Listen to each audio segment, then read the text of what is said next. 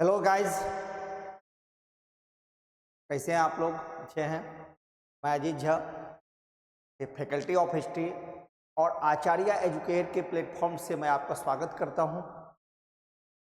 मैं टारगेट 2026 जून को ध्यान में रखते हुए अपने नए कोर्स को 5 जनवरी से लॉन्च करने जा रहा हूं। 5 जनवरी को मेरा हिस्ट्री का एग्ज़ाम है, यानी यूजीसी नेट जेआरएफ का हिस्ट्री का पेपर है, और उसी दिन से पहले मैं क्वेश्चन पे एनालिसिस करूंगा और उसी दिन से हमारा न्यू बैच टारगेट 2026 जून के लिए स्टार्ट होगा, जिसमें मेरा टारगेट होगा जेआरएफ।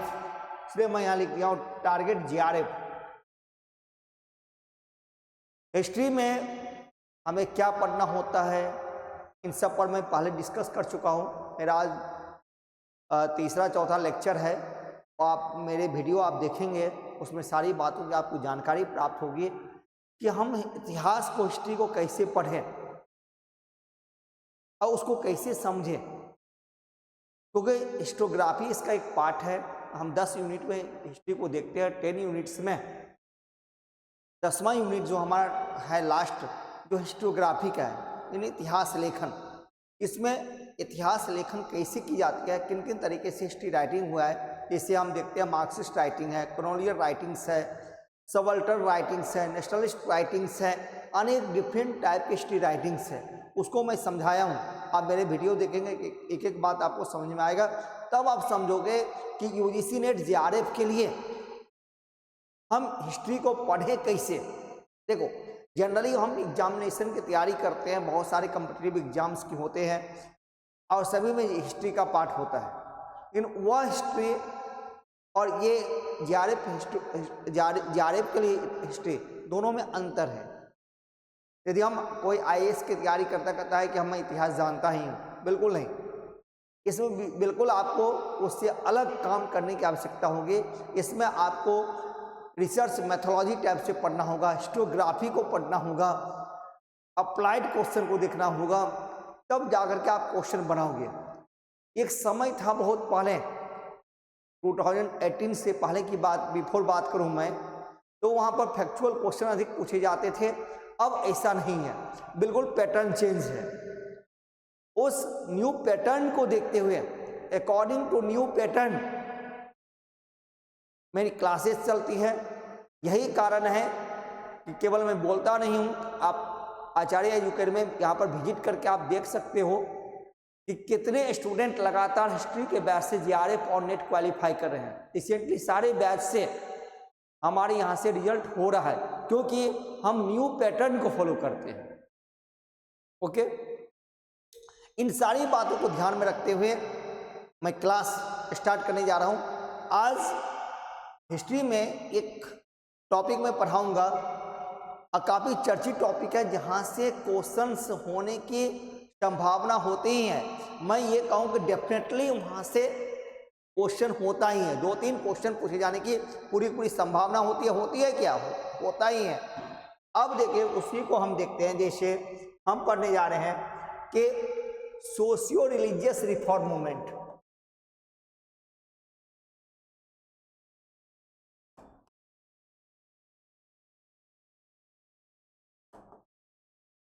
सामाजिक धार्मिक सुधार आंदोलन,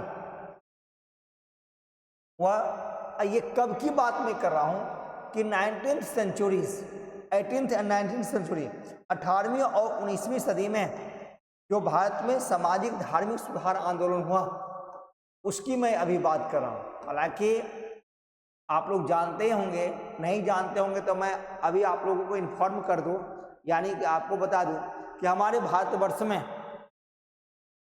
3 फेजेज में, 3 चरणों में सोशियो रिलीजियस रिफॉर्म मूवमेंट हुआ है। वह है, इतना तो आप लोग जानते हैं, सभी लोग जानते हो, अच्छे से जानते हो। जैसे कि फर्स्ट फेज, पहली बार जो हुआ था, प्रथम चरण को देखे सोशियो रिलीजियस रिफॉर्म मूवमेंट हुआ था, वो 6th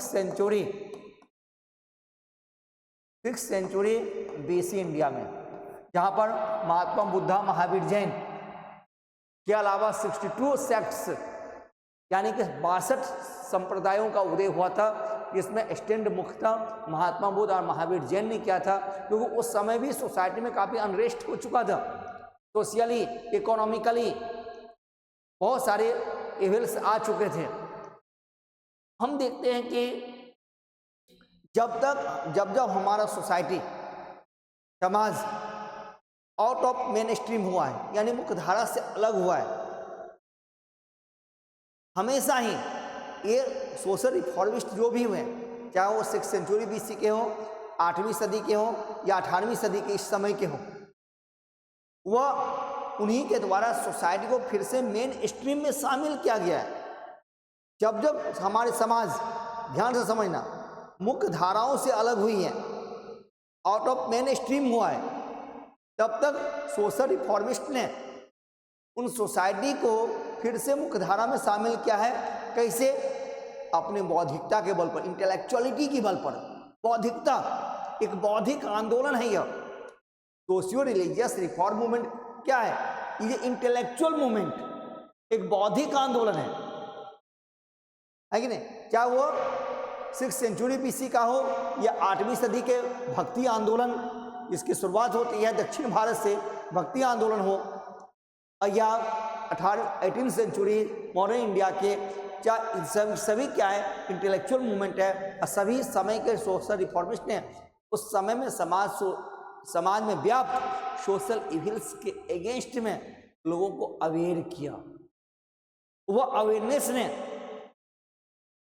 अवेयरनेस ने उस सोसाइटी को, जनमानस को, कॉमनर्स को फिर से मुख्य धारा में शामिल किया है और लोग आगे बढ़े हैं समाज में। तो यही मैं यहाँ पर बता रहा था कि देखिए, first phase 6th century BC, यहाँ पर महात्मा बुद्ध, महावीर जैन। सेकेंड फेज हम देखते हैं 8th सेंचुरी, 8वीं सदी CE का समय है, जिसकी शुरुआत, जिसको हम लोग जनरली भक्ति मूवमेंट से जानते हैं। यहाँ पर हम बात करेंगे आदि शंकराचार्य, वहीं से स्टार्ट होता है, यानी बिगिनिंग टाइम वही है। और उसके बाद 8वीं से लेकर के ये लगभग 12वीं सदी तक, 13वीं सदी तक, 13th सेंचुरी तक ये चला। और in the modern phase, the modern India, third phase जो है हमारा ये टाइम है। तो पूरे कंसेप्चुअल जब तक नहीं पढ़ोगे तब तक आज के समय में GRF निकालना बहुत मुश्किल होगा, क्योंकि हमारा टारगेट है ओनली ऑन GRF। नेट तो होगा ही, नेट तो नॉर्मल बातें है, आसान सी बातें है, क्योंकि मेरा टारगेट होता है कि 100 क्वेश्चन है, 100 क्वेश्चन में हम 90 प्लस करके आए। मेरा दावा होता है 90 प्लस करके आगे, मेरा टारगेट होता है कि 90 प्लस हमारे स्टूडेंट क्लास लेक्चर से करके आए। ओके, अब देखो, अब हम बात करेंगे इस समय के सोशियो रिलीजियस रिफॉर्म मूवमेंट को लेकर के, 18वीं सदी को लेकर के। तो यहां पर हम देखते हैं कि यह आंदोलन इस समय क्यों हुआ। इसमें बहुत सारे फैक्टर्स को जानने की जरूरत है। What were the responsible factor rise of the socio religious reform movement in 18th century. उसके बाद what were the trend, what were the nature and what were the circumstances on that time. इन एक एक points पर जब तक आप नहीं पढ़ोगे तब तक नहीं होगा। इसलिए मैं समझा रहा हूं, फर्स्ट इसको आपको समझना होगा कि सोशियो रिलीजियस रिफॉर्म मूवमेंट जो इस टाइम हुआ भारत में, उस टाइम यानी कि 19 सेंचुरीज में भारत का कंडीशन क्या था, यानी सोशियो रिलीजियस कंडीशन क्या था, उसको समझने की सबसे पहले आवश्यकता होती है। देखिए, यदि हम आज ही की बात करें, इसको प्रेजेंट से आप जोड़ के देख सकते हो। इतिहास क्या है? इतिहास केवल अतीत का अध्ययन नहीं है, not only study of the past. इतिहास is a chronological study, past and present. इतिहास अतीत और वर्तमान दोनों का एक क्रमबद्ध अध्ययन इतिहास होता है।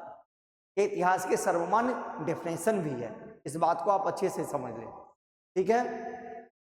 इसलिए मैं जब हिस्ट्री पढ़ाता हूँ केवल अतीत में रह कर नहीं, उसको प्रेजेंट से, नॉट ओनली पास्ट बल्कि उसको हम प्रेजेंट से हम जोड़ कर देखते हैं। जब तक प्रेजेंट से उसको जोड़ोगे नहीं तब तक आप समझ नहीं पाओगे, और जब तक समझोगे नहीं तब तक अप्लाइड क्वेश्चन नहीं बन पाएगा। रिसर्च मेथोलॉजी टाइप से जो क्वेश्चन पूछा जा रहा है आजकल वो नहीं बना पाएंगे हम। ठीक है, केवल फैक्ट्स रट लेना, इतिहास दूर दूर तक नहीं है। हाँ, कुछ फैक्ट्स है, डेट है, हम पढ़ लेते हैं, वो अलग बात है, लेकिन इस एग्जाम के लिए नहीं, जीआरएफ के लिए नहीं। अब देखिए कि फर्ज में 18वीं सेंचुरी इंडियन सोसाइटी क्या था, पहले उसको समझने की जरूरत है। उस समय इंडियन सोसाइटी क्या परिस्थितियां थी, किस सर्कमस्टांसेस से हमारी सोसाइटी गुजर रही थी, उसको समझने की जरूरत है। इंडियन सोसाइटी, पहले आप ये समझिए बेटा कि इंडियन सोसाइटी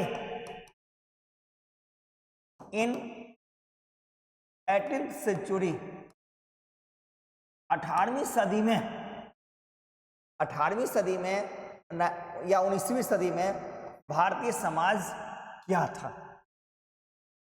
ठीक है, इस समय क्या परिस्थितियां थी, तो इसको हम दो प्रकार से हम देखते हैं।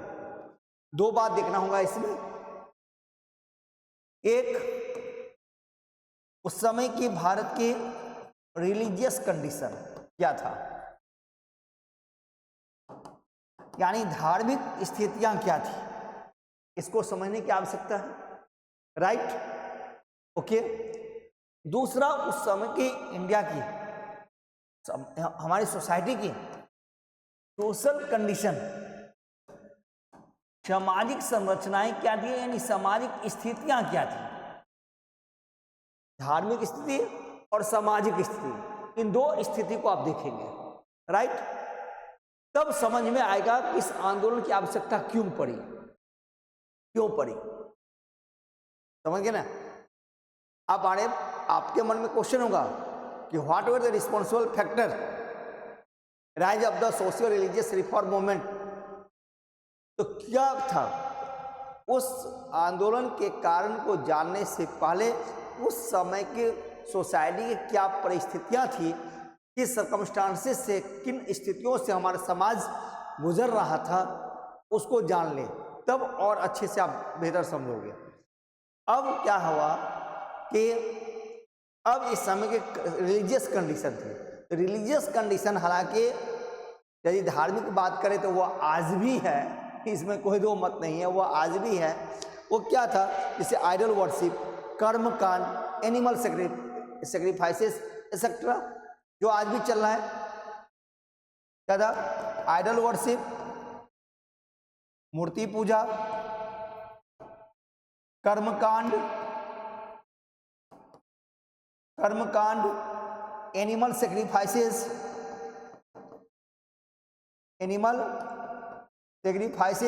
एक्सेट्रा, उस समय की धार्मिक कंडीशन थी। और खासकर एनिमल सेक्रीफाइसेस जो था वो काफी खर्चीला था, वो कॉमन पीपल के लिए अफोर्डेबल नहीं था। कर्मकांड भी वही था। ऑन द अदर हैंड, दूसरी तरफ देखें, उस समय के सामाजिक परिस्थितियां क्या थी, उस समय समाज में क्या चल रहा था। तो समाज में क्या था, जैसे बहुत सारे सोशल इविल्स, उसमें बहुत सारे सोशल इविल्स, सामाजिक बुराइयां चल रही थी, like sati practice, child marriage,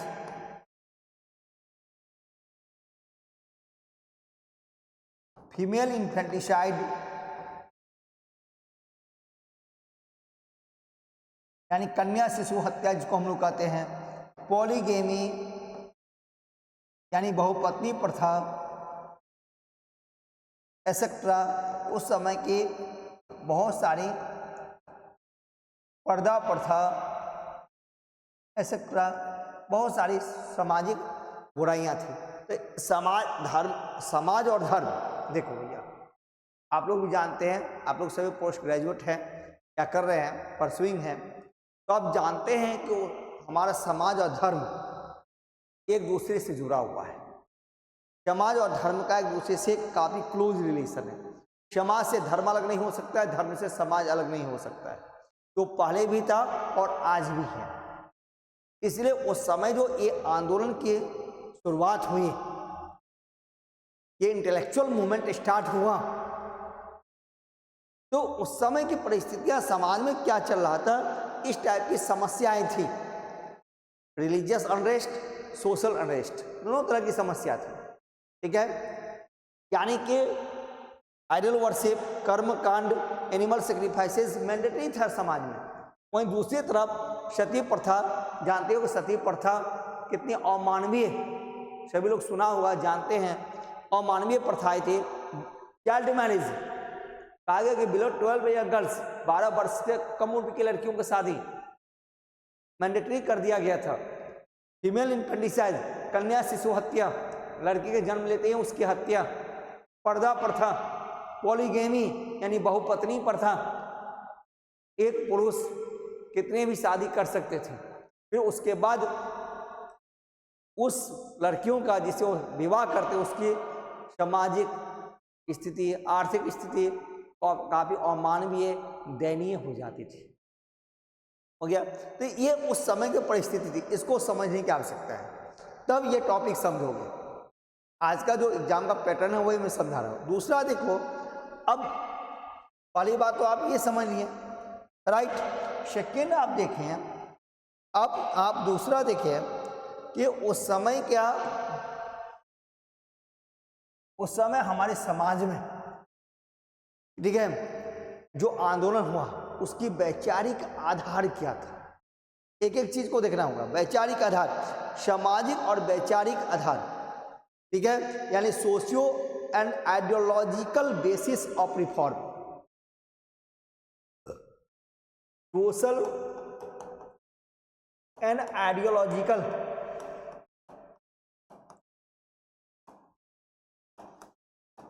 basis of reform, यानी कि सामाजिक एवं वैचारिक आधार आंदोलन के, सामाजिक एवं वैचारिक आधार क्या था, इसको जानने की आवश्यकता है। एक एक पॉइंट पर मैं समझा रहा हूं, तब आप राजा राम मोहन राय, स्वामी विवेकानंद, दयानंद सरस्वती, ईश्वरचंद्र विद्यासागर, थियोसॉफिकल सोसाइटी, या लोअर कास्ट मूवमेंट हुआ है, उसको हम लोग देखेंगे। तो आप पहले इसको हमको समझने की आवश्यकता है, उसके बाद वो तो फैक्ट्स है, वो आगे हम लोग चलेंगे। अब देखो भैया कि है क्या सोशियो एंड आइडियोलॉजिकल, इसका क्या था। दो रूपों में हम देखते हैं, दो बातें हैं, मैंने यहां लिखा, एक एक चीज जाने अच्छे से सब समझ पाओगे, नहीं तो नहीं होगा, मामला खराब होगा। एक क्या दिखा मैंने, सोशल सामाजिक, दूसरा वैचारिक, दो बातें हैं, सामाजिक और वैचारिक। यहाँ दो बातों मैंने लिखा। इस आंदोलन का दोनों आधार क्या था उसको समझने की आवश्यकता है, काफी कंसेप्चुअल बता रहा हूं। अब देखो सामाजिक आधार यानी सोशल, बांट दो आप एक एक करके, सोशल, दूसरा आइडियोलॉजिकल। देखो आप कहोगे सर ये क्यों बता रहे हैं, आपके मन में क्वेश्चन होगा, इसकी क्या जरूरत है, क्योंकि ये आंदोलन जो है ये इंटेलेक्चुअल मूवमेंट है, बौद्धिक आंदोलन जिसको हम लोग कहते हैं, ये बौद्धिक आंदोलन है,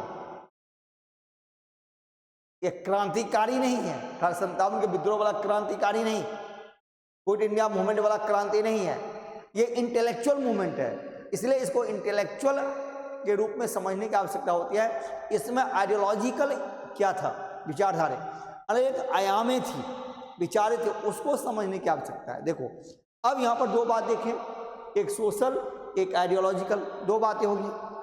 सोशल में क्या है, दो बातें होगी।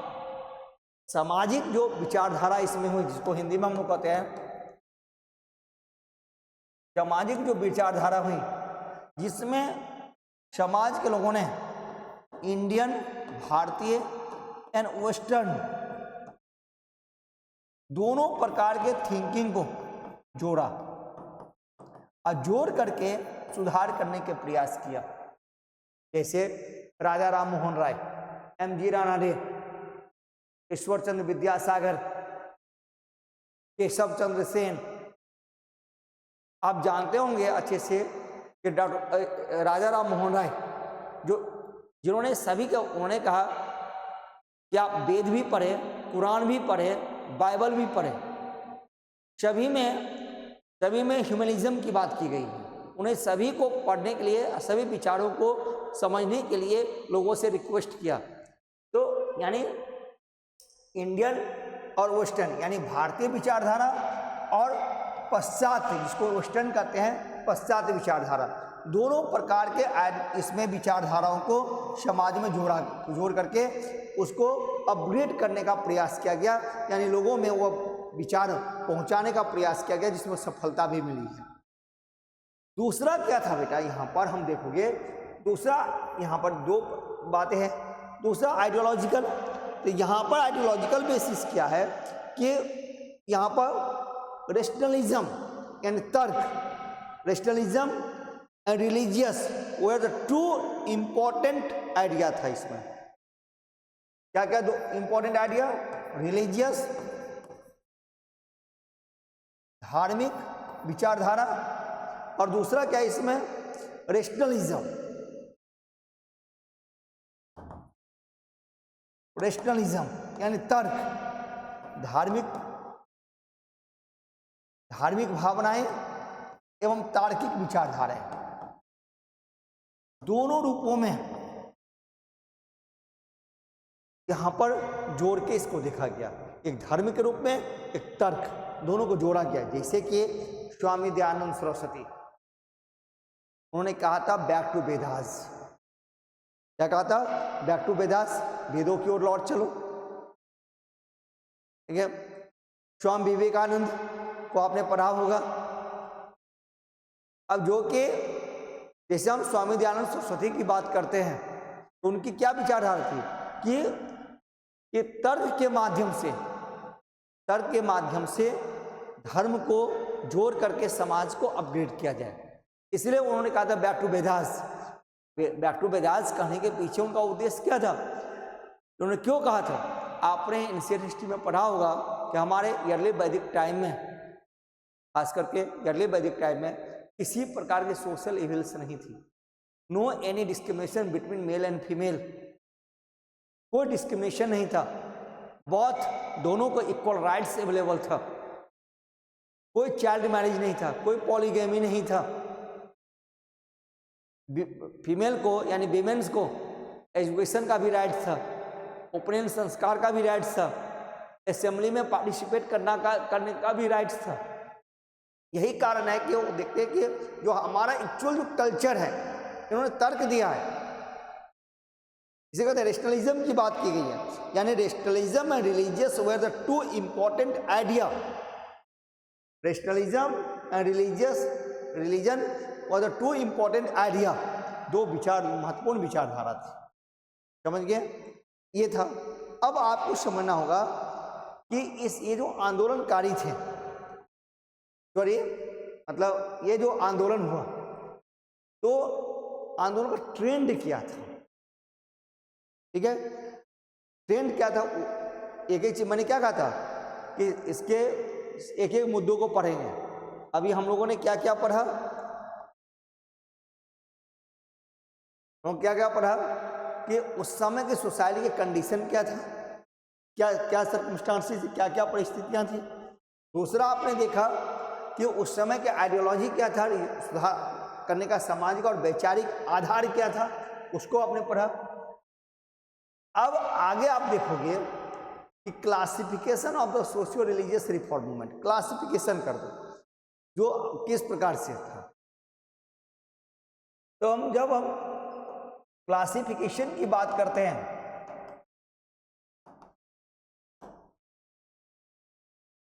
रिफॉर्म मूवमेंट, इस आंदोलन का वर्गीकरण की बात करते हैं, तो हम वर्गीकरण करते हैं दो प्रकार से वर्गीकरण करके समझते हैं।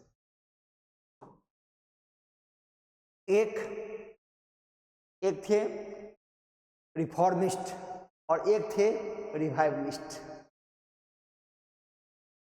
सुना है आप लोगों ने? नहीं, केवल आप लोग ये समझते हैं अरे समाज सुधारक, ठीक, सभी समाज सुधारक ही हैं, लेकिन उनकी आइडियोलॉजी किस तरह पे काम कर रहा था वो तो देखोगे। मैंने क्या कहा, एक है द रिफॉर्मिस्ट,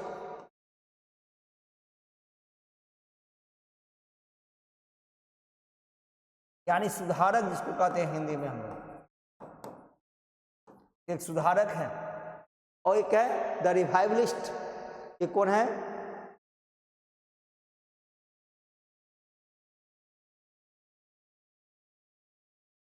इसको हिंदी में कहते हैं बेटा पुनरुत्थानवादी।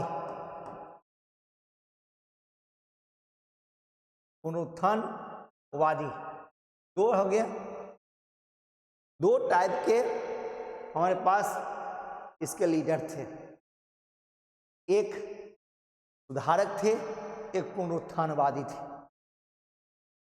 अब जैसे सुधारक जो थे, इसमें हम सबसे बड़ा नाम आता है राजा राम मोहन राय। राजा Ram Mohan Roy he was a reformist. राजा राम मोहन राय क्या है, रिफॉर्मिस्ट थे, ठीक है। उसके बाद हम बात करते हैं जैसे अलीगढ़ मूवमेंट। अलीगढ़ मूवमेंट के सर सैयद अहमद खां, सर सैयद अहमद खां की हम बात करते हैं, वो क्या है, सुधारक है, रिफॉर्मिस्ट है। तो उस समय समाज में जो बुराइयां चल रही थी उसको सुधार करना, क्या वो कानून के तरीके से क्यों नहीं हो, कानून के माध्यम से क्यों नहीं हो, उसी माध्यम से हम सुधार करेंगे। दूसरा रिवाइव, शब्दों पर ध्यान देना। रिवाइव यानी पुनरुत्थानवादी, यानी अपने पुराने कल्चर को रिवाइव करके उसके अच्छाइयों को फिर से जगा करके लोगों को अवेयर करना चाहते थे, इसलिए कहा पुनरुत्थानवादी, रिवाइवलिस्ट। जो अपने ओल्ड कल्चर, यानी अपने जो ओल्ड कल्चर कस्टम था, ओल्ड कल्चर था, उसको फिर से, उसमें जो अच्छाइयाँ थी उसको फिर से रिवाइव करके ला करके समाज को नई दिशाएं देना था। जैसे मैंने अभी कहा था, इसमें सबसे बड़ा नाम आता है स्वामी दयानंद सरस्वती। स्वामी दयानंद सरस्वती। दूसरा स्वामी विवेकानंद, इसमें नाम आता है, ये दो बड़े नाम आते हैं रिवाइवलिस्ट में। एक अहमदिया आंदोलन, देवबंद भी थे, ठीक है, देवबंद वाले भी थे। देवबंद जो हैं वो भी रिवाइवलिस्ट में ही गिने जाते हैं, राइट। देखो इस तरीके से जब पढ़ोगे तब इस टॉपिक को अच्छे से समझोगे। उसके बाद हम आएंगे राजा राम मोहन राय, स्वामी दयानंद सरस्वती, विवेकानंद, थियोसॉफिकल सोसाइटी, प्रार्थना समाज, देव समाज, सत्यशोधक समाज, उसके बाद caste movement, temple entry movement, south, सारे पढ़ाऊंगा मैं, सेल्फ रिस्पेक्ट मूवमेंट, सारे कुछ पढ़ाऊंगा। बहुत सारे इस समय जो कानून बनाएंगे उसको भी हम लोग एक एक करके पढ़ेंगे। देखो इस तरीके से मेरा दावा है, दावा नहीं पूरे विश्वास के साथ कहता हूँ, कहीं नहीं पढ़ाया जाता है, आप सर्च कर सकते हो, पूरे ओपनली चैलेंज है हमारा, पूरे दावे के साथ कहता हूँ। सीधे समाज सुधार आंदोलन स्टार्ट करेंगे, क्यों हुआ, फिर कौन कौन सोशल रिफॉर्मिस्ट हुए उसके बारे में बता दिया, उन्होंने क्या काम किया, बस हो गया। अब इस तरीके से हमारे जीआरएफ नेट में क्वेश्चंस नहीं पूछे जाते हैं। जो पूछे जाते हैं, जो न्यू पैटर्न आ चुका है 2020 के बाद, खास करके जो बदलाव हुआ है उसको मैं बता रहा हूँ, क्योंकि हमें एग्जाम पास करना है, ये बात को देखना है, ठीक है। तो इस प्रकार से हमने ये किया। अब हम देखते हैं कि क्लासिफिकेशन, अब इस आंदोलन का ट्रेंड क्या था, यानी आंदोलन की प्रवृत्ति जिसको हिंदी में कहते हैं, ये समाज सुधार आंदोलन की प्रवृत्ति क्या थी, ट्रेंड क्या था, what were the trend of the socio religious reform movement. यदि इस टाइप से क्वेश्चन पूछ दे तो क्या करोगे, क्लासिफिकेशन पूछ दे तो क्या करोगे, केवल फैक्ट्स याद करने से तो काम नहीं चलेगा, नहीं ना चलेगा। तो इसीलिए एक एक चीज पढ़ा रहा हूं, ठीक है। तो अभी हमने पढ़ा क्लासिफिकेशन, अब पढ़ने जा रहे हैं what are the trend of this movement, यानी इस सोशल रिलीजियस रिफॉर्म मूवमेंट का ट्रेंड क्या था, किस प्रकार का ट्रेंड था उसको समझे। तो ट्रेंड की जब हम बात करते हैं, इसके ट्रेंड यानी प्रवृत्ति, आप देखोगे नेट में जीआरएफ में इस टाइप से क्वेश्चन होता है। फर्स्ट पेपर में भी हमारे डोमेन सब्जेक्ट जो ऑप्शनल है हिस्ट्री, उसमें होगा ही, उसमें तो होता ही है। फर्स्ट पेपर में भी इस टाइप से आपको क्वेश्चन मिल जाएंगे, राइट। तो अब देखो बेटा कि ट्रेंड में हम दो तीन बातों को देखते हैं, दो तीन बातों को हम ट्रेंड में देखते हैं। एक हम देखते हैं रिफॉर्म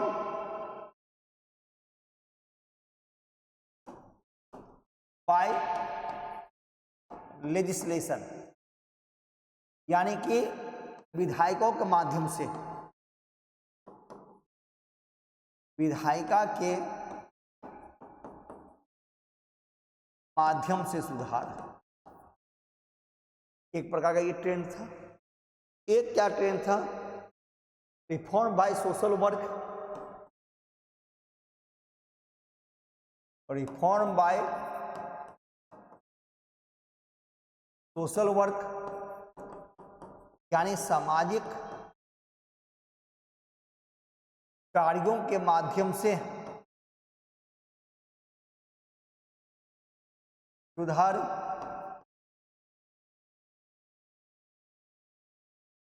और एक था तीसरा क्या था कि इंटरनल सुधार, आंतरिक सुधार थ्रू, यानी रिफॉर्म बाय इंटरनल, यानी कि आंतरिक सुधार।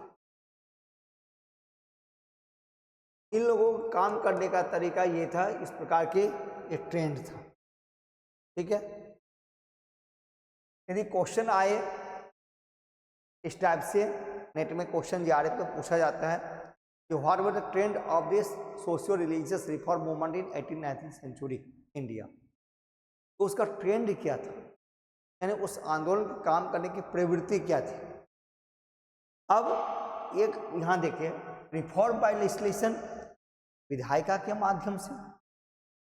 तो विधायिका के माध्यम से मतलब क्या, यानी कि कानून बनवा करके, कानून के थ्रू, यानी लॉ इनेक्ट करवा करके, कानून बनवा करके उस समय समाज में जो बुराइयां चल रही हैं उसको दूर करना, कानून के माध्यम से सुधार। इसका मतलब यही हुआ, क्या हुआ बेटा, इसका मतलब कि कानून के क्या हुआ, कानून के माध्यम से सुधार, कानून बना करके करेंगे। जैसे फॉर एग्जांपल कि इसमें सबसे बड़ा नाम राजा राम मोहन राय का था। जैसे राजा राम मोहन राय के प्रयासों से सती प्रथा का अंत हुआ, ये तो कॉमन बात है, सभी लोग जानते हैं। Under the rule 17 Lord William Bentinck ने सती प्रथा को एबोलिस्ट किया था, राइट। इन किसके प्रयासों से, बाय हार्ट राजा राम मोहन राय, राजा राम मोहन राय का प्रयास था। राजा राम मोहन राय ने कानून बनवा करके समाज में चल रही ये सोशल इविल्स को समाप्त करवाया। क्या चल रही थी, सती प्रथा, जो बहुत बड़ी, सबसे बड़ी अमानवीय उस समय घटनाएं हो रही थी हमारे समाज में, उसको उन्हें समाप्त कर दिया। तो इसमें सबसे बड़ा नाम इन्हीं का आता है, इसलिए रिफॉर्मिस्ट कहे जाते हैं, इसलिए राजा राम मोहन राय को रिफॉर्मिस्ट कहा गया है, ठीक है। तो ये चाहते थे कि कानून के माध्यम से कानून बना करके हम इसको समाप्त करें। इसमें नाम आता है किसका, जैसे केशव चंद्र सेन, केशव चंद्र सेन। इसमें नाम आता है एमजी रानाडे, महादेव गोविंद रानाडे। ये लोग क्या हैं, ये लोग विधायिका के माध्यम से कानून बनवा करके सामाजिक बुराइयों को दूर करना चाहते थे। इसमें सबसे बड़ा नाम आता है एक और, इसे Ishwar Chandra Vidyasagar, by heart Ishwar Chandra Vidyasagar. In 1856 British government enacted a law widow remarriage, यानी विधवा पुनर्विवाह अधिनियम 1856 में बनाया गया। किसके प्रयास से? ईश्वरचंद्र विद्यासागर, ईश्वरचंद्र विद्यासागर के प्रयासों से। तो ये लोग क्या है बेटा, ये लोग क्या है मेरे भाई, तो क्या है ये, किस टाइप का है? ये रिफॉर्मिस्ट हैं और ये बाय लेजिस्लेशन विधायिका के माध्यम से समाज में सुधार करने चाह रहे थे। तो इनके काम करने का जो प्रवृत्ति जो था, ट्रेंड जो था, वो इस टाइप का था। ठीक है, ट्रेंड समझ में आ रहा है? आई होप आ रहा होगा, बिल्कुल ठीक है। अच्छे एक एक शब्द को अच्छे से सुनना, समझना। दूसरा हम कहें कि रिफॉर्म बाय सोशल वर्क, सामाजिक कार्यों के माध्यम से सुधार करना चाह रहे थे। तो सामाजिक कार्यों के माध्यम से सुधार कौन करना चाह रहे थे? जैसे स्वामी दयानंद सरस्वती, दयानंद सरस्वती, इनका बहुत बड़ा नाम आता है, राइट।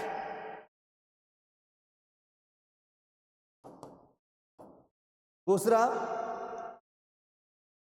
विवेकानंद, ये सामाजिक कार्यों का माध्यम सुधार करना चाह रहे थे। ठीक है,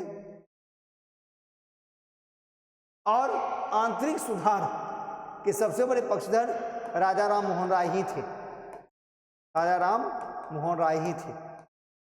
तो भैया ये क्या है? ट्रेंड है, यह प्रवृत्ति है, समझ लिया। अब जानो आगे नेक्स्ट स्टेप इसका, इस टॉपिक का, कि what were the nature of the reform, nature of the reform, इस आंदोलन के प्रकृति क्या थी। देखा मैंने, एक एक पॉइंट को मैंने क्लियर कर दिया। क्वेश्चन पूछता है trend of the reform, trend क्या था, प्रवृत्ति क्या था, and nature of the reform, आंदोलन की प्रकृति क्या थी। ठीक है, एक एक चीज को आपने देखा, प्रकृति क्या थी उसको समझने की जरूरत करें। ठीक है, तो ये आंदोलन जो था, आप सभी लोग जानते हैं, ये आंदोलन क्या था? इंटेलेक्चुअल मूवमेंट, एक बौद्धिक आंदोलन था, सभी लोग जानते हैं। प्रकृति क्या था, नेचर क्या था? इंटेलेक्चुअल। ठीक है, और द इंटेलेक्चुअल मूवमेंट, इसको हम लोग हिंदी में कहते हैं, यह एक बौद्धिक आंदोलन था। इसमें मतलब मारपीट नहीं हुआ है, काट माट तो नहीं हुआ है, लड़ाई झगड़ा नहीं हुआ है, इंटेलेक्चुअली काम किया गया है बौद्धिकता रूप में। ठीक है, दूसरा इसका नेचर क्या था? Social and religious, social and religious यानी धार्मिक एवं सामाजिक एवं धार्मिक रूप में सुधार करना था। तीसरा क्या था? पॉलिटिकल अवेयरनेस लाना, पॉलिटिकल अवेयरनेस यानी राजनीतिक चेतना का विकास लोगों में करना। इसमें क्या था? सामाजिक एवं धार्मिक चेतना का विकास।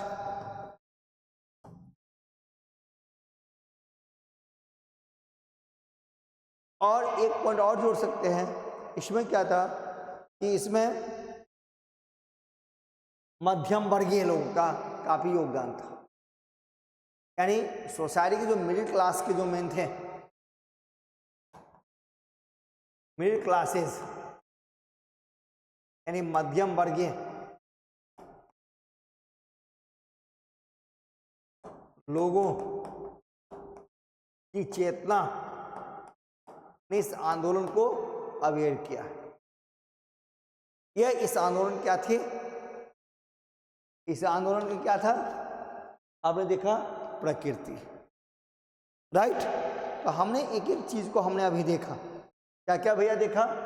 आंदोलन की बौद्धिक, आंदोलन की प्रकृति, ठीक है,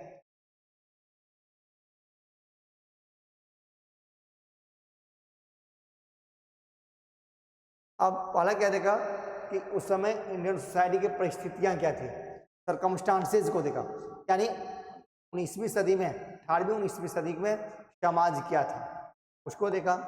सेकेंड हमने पढ़ा कि वैचारिक आंदोलन के वैचारिक आधार क्या थे, आइडियोलॉजी क्या था।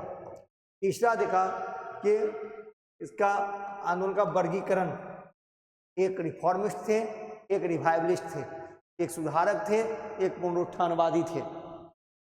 और आपने देखा कि व्हाट वर ट्रेंड, आंदोलन की प्रवृत्ति क्या थी। और पांचवा आपने पॉइंट इसमें देखा कि आंदोलन का नेचर क्या था, आंदोलन की प्रकृति क्या थी। मुझे उम्मीद है कि आप सभी को ये बातें समझ में आया होगा और अच्छे से आप समझे होंगे। अब हम आगे चलेंगे। What were the responsible factor rise of the socio religious reform movement in 18th-19th century India. 18वीं 19वीं सदी में जो भारत में सामाजिक धार्मिक आंदोलन हुआ है, उसके रिस्पॉन्सिबल फैक्टर कौन था, यानी उसके कारण क्या था, क्यों हुआ, उसके पीछे क्या थे।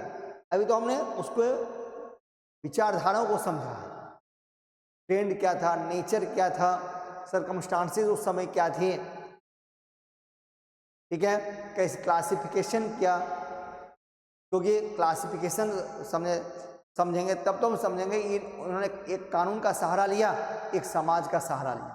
कानून का सहारा फॉर एग्जांपल राजा राम मोहन राय ने लिया, या केशव चंद्र सेन ने लिया, या ईश्वर चंद्र विद्यासागर ने लिया, कानून बनाकर काम करना चाह रहे थे। तो दूसरी तरफ समाज का सहारा लेने वाले कौन थे, सोसाइटी के द्वारा को रिफॉर्म करना कौन चाह रहे थे, स्वामी दयानंद सरस्वती, सबसे बड़ा नाम इनका है। विवेकानंद, एक इन्होंने कानून का सहारा नहीं लिया, इसलिए इनको पुनरुत्थानवादी कहा गया। समझे? तो इस टाइप से क्वेश्चन आएगा, स्टेटमेंट क्वेश्चन होगा, आई होप बना लोगे। चाहे स्टेटमेंट क्वेश्चन पूछे, अप्लाइड क्वेश्चन पूछे, ये दोनों स्टेटमेंट होता है। स्टेटमेंट 1 2 3 तीन स्टेटमेंट लिखा होता है, और उसके बाद हमें आंसर चुनना होता है कि कौन सा, ओनली 1 करेक्ट, 1 2 बहुत करेक्ट, नन ऑफ दीज, इस टाइप से ऑप्शन मिलेगा, आप बनाओगे। क्योंकि जब तक ऐसे नहीं पढ़ोगे तब तक क्वेश्चन नहीं होगा, यानी जीआरएफ नहीं होगा। क्योंकि हमारा टारगेट होता है जीआरएफ, नेट और पीएचडी तो आसानी से वैसे ही हम पास कर लेंगे, उसके लिए बहुत अधिक मेहनत की आवश्यकता नहीं है। जब इस तरीके को पढ़ेंगे नेट तो अपने आप होगा। अब थोड़ा सा इसमें मेहनत कर लोगे थोड़ा सा, तो होगा क्या, हम फर्स्ट अटेम्प्ट में जीआरएफ बनेंगे। हमारा भी टारगेट यही होता है एग्जाम में, तैयारी में, इसलिए मैं टारगेट जून 2026 में क्यों रखा हूँ, फर्स्ट अटेम्प्ट में हमें जीआरएफ क्वालिफाई करना है, जीआरएफ का अवार्ड लेना है। ओके, तो और जिसके लिए मैं क्लास में हमेशा जो क्लास नोट्स तो है, स्टडी मटेरियल, असाइनमेंट्स, नोट्स वगैरह तो मिलेंगे ही, बाय प्रिंटेड, हैंड रिटेन दोनों मैं देता हूँ। उसके बाद हम क्लास में PYQ पर डिस्कस करते हैं, क्लास में हम मॉक टेस्ट करवाते हैं, यानी इतना टेस्ट करवाएंगे कोई आपके रिजल्ट को रोकेगा नहीं, पूरे दावे के साथ कहता हूँ, विश्वास के साथ। मैंने क्या कहा कि टॉपिक मैं अभी जो थोड़ा पढ़ाया हूँ अभी अधूरा है, यह अधूरा ये बहुत कम हुआ है। ये टॉपिक जो है कम से कम 6-7 घंटे 8 घंटे से अधिक का टॉपिक है। हमें 10 घंटा भी इस टॉपिक को पढ़ाने में लगता है, क्योंकि यहाँ से बहुत सारे क्वेश्चंस पूछे जाते हैं, क्योंकि बहुत सारी सोसाइटीज़ के अंदर हमें पढ़ना है। तो मैं क्लास में नोट्स भी मिलेगा, PYQ पर हम डिस्कस करते रहते हैं, मॉक टेस्ट लेंगे, और हम क्या देंगे आपको, जीआरएफ। हम आपको क्या देंगे, जीआरएफ, पूरे दावे के साथ। हाँ, क्लास में हमारे अकॉर्डिंग आपको चलना होगा, हमारे साथ चलना होगा, रेगुलरिटी रखना होगा, कंटिन्यूटी क्लास की आवश्यकता होती है। मैं दावे करता हूँ पहला अटेम्प्ट में जीआरएफ होगा तो होगा, क्योंकि मेरा टारगेट है कि 100 क्वेश्चंस जो हिस्ट्री में है आउट ऑफ 100 में 90 प्लस करके आए, 90 प्लस करके आए। तुक्केबाजी नहीं करके आए, करेक्ट सही बना करके आए पूरे कॉन्फिडेंस के साथ। क्योंकि इतना मैं मेहनत क्यों करता हूँ, इन्हीं कारणों से मॉक टेस्ट लेता हूँ, क्यों पीआई क्यों करवाता हूँ, नोट्स देता हूँ, प्रैक्टिस करवाता हूँ। उसके बाद क्लास डिस्कशन, प्रत्येक क्लास में हमारी क्लास में डिस्कशन होती है। हमारे प्रत्येक क्लास में मैं डाउट को मैं क्लियर करवाता हूँ। डाउट सेशन मेरा होता है। मेरा क्लास तो मैं 2.5 से 3 घंटे का लेक्चर लेता हूँ, उसमें प्रत्येक आधे घंटे डाउट सेशन मैं चलाता हूँ प्रत्येक दिन। टॉपिक एंड हो गया, आप लोग पढ़ के आएंगे, जो भी डाउट है उस पर डिस्कशन करेंगे, मामला क्लियर। क्योंकि हम यहाँ सीखने आए हैं, पढ़ने नहीं आए, सिर्फ सीखने आए। ये दिमाग में बैठा के आना होगा, सिर्फ लेक्चर सुनने नहीं जा रहे, सीखने आए क्योंकि मुझे JRF बनना है। तो इतने मैं मेहनत करता हूँ, तो आई होप आप भी करेंगे मेहनत और मैं रिजल्ट लूँगा। यही है हमारी विशेषता, इस इंस्टीट्यूशंस की विशेषता। केवल मैं बोलता नहीं हूँ, आप फिजिकली आओ, क्लास अटेंड करो, आप देख सकते हैं अच्छे से। ओके, आगे अगला हमारा एक टॉपिक होगा, इसी में अगला पॉइंट होगा कि सोशियो रिफॉर्म मूवमेंट का responsible factor, what ever the factors of the socio movement. ये पढ़ने के बाद तब हम अलग अलग पर्सनैलिटी के बारे में पढ़ेंगे। जैसे हम लोग पढ़ेंगे ब्रह्मो समाज, द ब्रह्मो समाज राजा राम मोहन राय, प्रार्थना समाज MG रानाडे एंड आत्माराम पांडुरंग,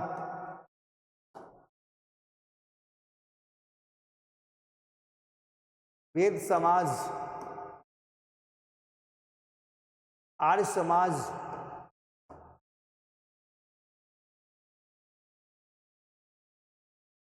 के बाद ऐसे theosophical society,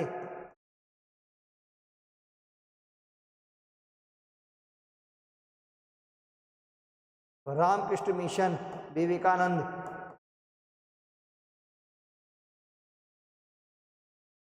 Ramakrishna mission.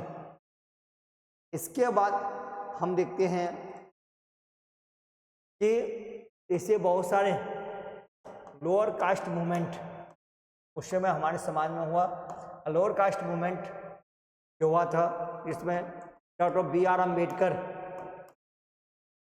BR Ambedkar को लेंगे हम। उसके बाद जैसे हम देखते हैं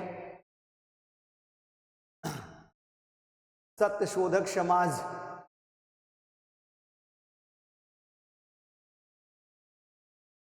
को पढ़ेंगे। यहाँ पर हम देखते हैं नायर सोसाइटी, दक्षिण में जो है उसको पढ़ेंगे। टेम्पल एंट्री मूवमेंट,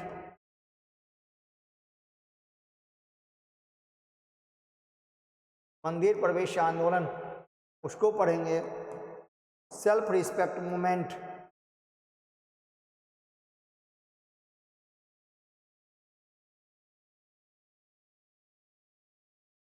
आत्मसम्मान आंदोलन, एक्सेट्रा। उसी प्रकार से ये तो हिंदू का अंदर था। हम फिर पढ़ेंगे कि मुस्लिम रिफॉर्म मूवमेंट, मुस्लिम रिफॉर्म मूवमेंट यानी इसके अंदर जो सुधार हुआ, इसमें बहुत सारे हैं। जैसे अलीगढ़ मूवमेंट, सर सैयद अहमद खां ने अलीगढ़ यूनिवर्सिटी की स्थापना की। देवबंद आंदोलन, देवबंद मूवमेंट, अहमदिया आंदोलन, अहमदिया मूवमेंट, वहाबी, ठीक है, बहुत सारे हैं एक्सेट्रा, तो इसमें पढ़ेंगे। फिर इसके अंदर हम पढ़ेंगे सिखिज्म, के बाद बहुत सारे हैं सिखिज्म, सिख धर्म के अंदर जो हुआ उसको हम लोग पढ़ेंगे।